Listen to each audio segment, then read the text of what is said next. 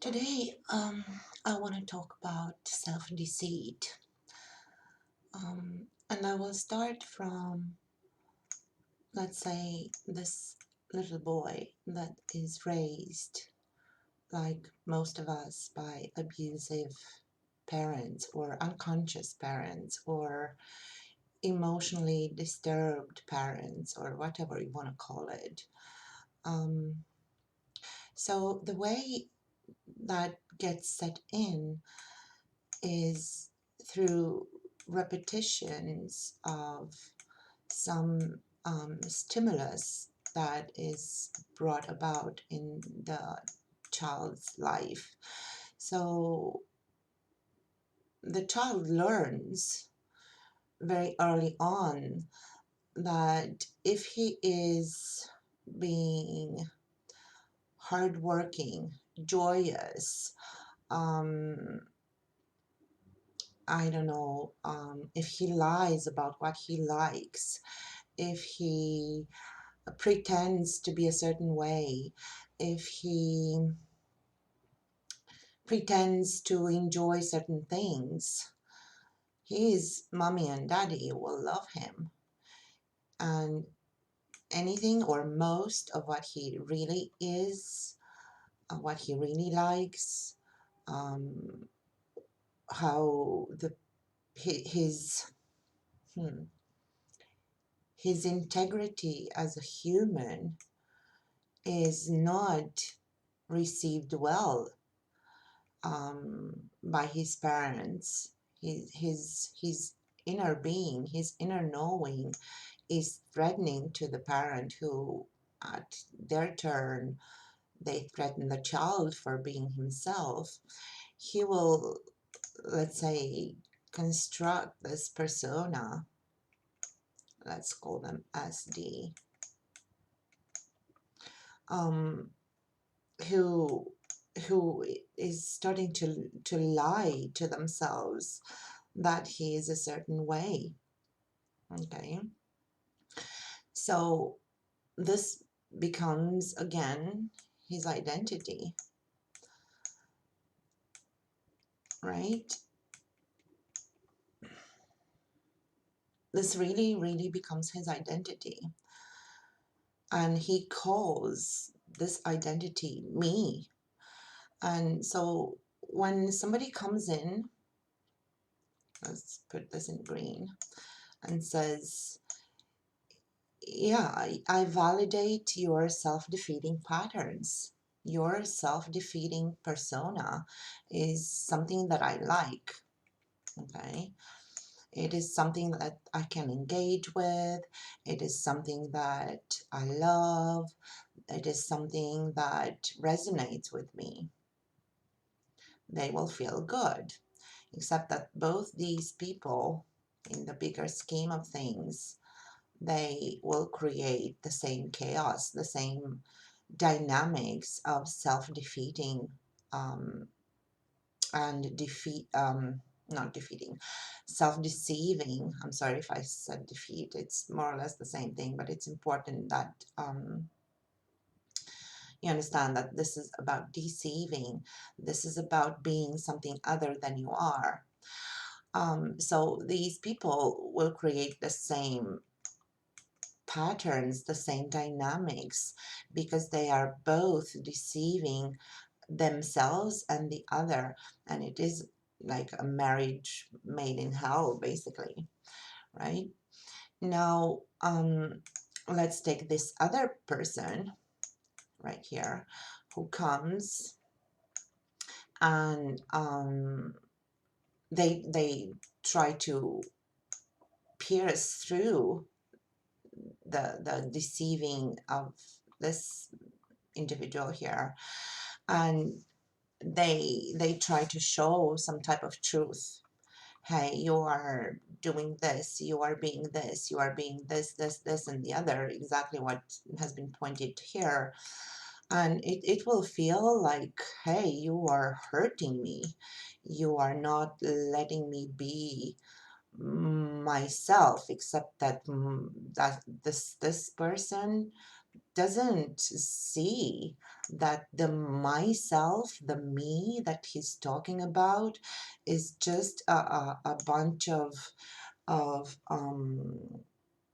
elements, that constitute his disease and his pain and his anxiety and everything. So people, what actually happens is that it will be, of course, an interaction, and this person here will interact with this person, because their model is um, to deceive others.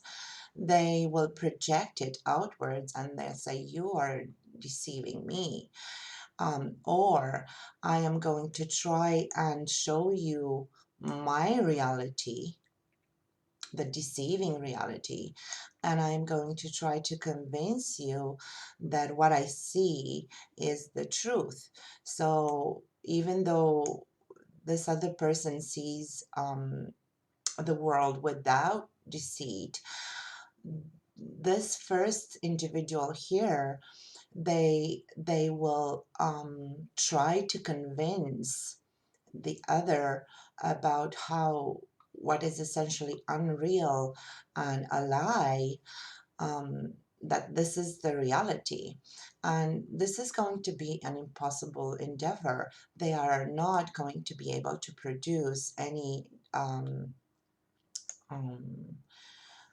relationship that is resonant, right? Because their realities are completely opposite, um, right? And I'm not trying to make judgments here or something. I'm just trying to explain a phenomena where some of us have deceived ourselves for so long that it's become our identity, our a way to function in the world, and everything that we touch, we are trying to co-opt. We are trying to make ours through our view of the world, right? So this might be the person who tells you that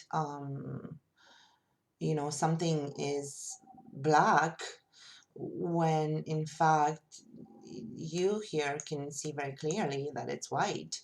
And they will try to push at you, even against the most basic evidence of color in this case, that you are the one not seeing the truth.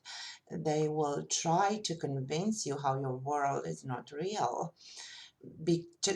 Why? Because they're stupid and bad people? No, just because, or maybe, but mostly and mainly because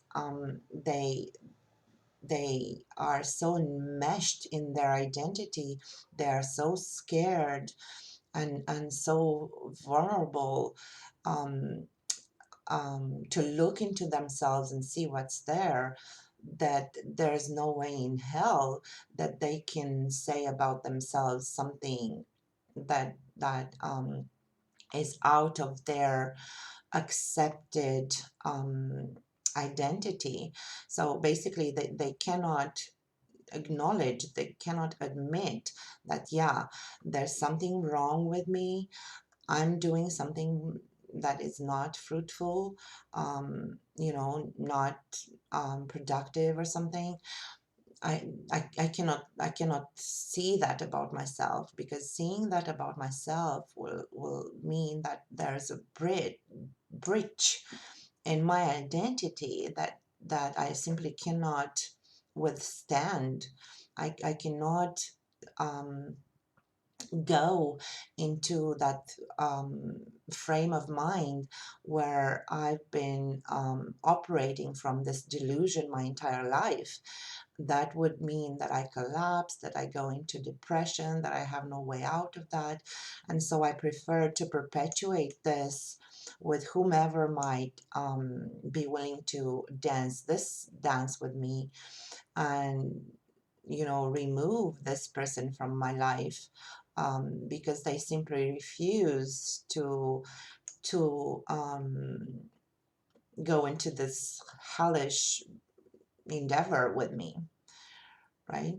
So basically the mask has become an identity. The deceiving mask, the self-deceiving mask, has become an identity that can only create deceit and disease and pain, in this world, in their world. And anything that is outside of that, anything that tries to bring about some self acknowledgement and self, integrity and self knowledge, is going to be treated like hurtful, like, I don't know, blind. Um, Basically, they will project all their defenses onto, or lack of defenses onto any person who tries to show them how the world they have constructed is not true, and it is not productive and health producing and joy producing, right? So I'm not sure how clear this was. As always, I address my messages to those who are able to engage with them, and I trust that there is a force on this planet and in this universe, that an intelligence that knows how deep somebody can go, and what um, what is the possibility to take information that is suitable for each person that will listen to this. Thank you.